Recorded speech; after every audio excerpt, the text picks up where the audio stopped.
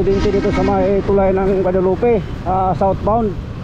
Kanina pa ito mga idol, kasi isipin mo, dapat nakarating na ako sa trabaho ng ano by 6:05 or 6 o'clock, 6:25 na ng umaga mga idol. Andito kaya ito yung sobrang ito yung nagdulot ng sobrang traffic. Malamang itong traffic ito mga idol, abot ito hanggang Cubao na ito, ang traffic na ito. Ano nangyari dito? Inararo pala yung Center Island dito mga idol. Inararo yung Center Island. Nasaan na kaya yung sasakyan?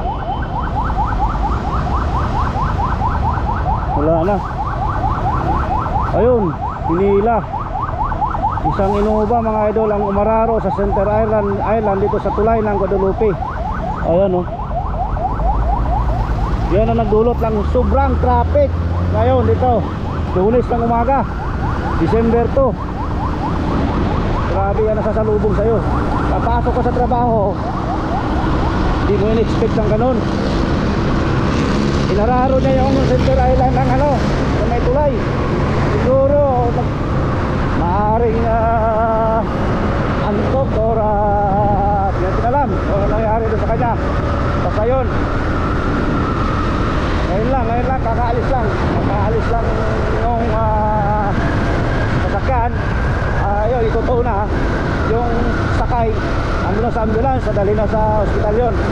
Siguro sana minor lang yung kanyang inaabot, pero yung windshield ng sasakyan basag. Tapos yung gulong sa right side parang sira. Tingnan naman. Ayun, lang po. Morning and God bless you. Bye bye.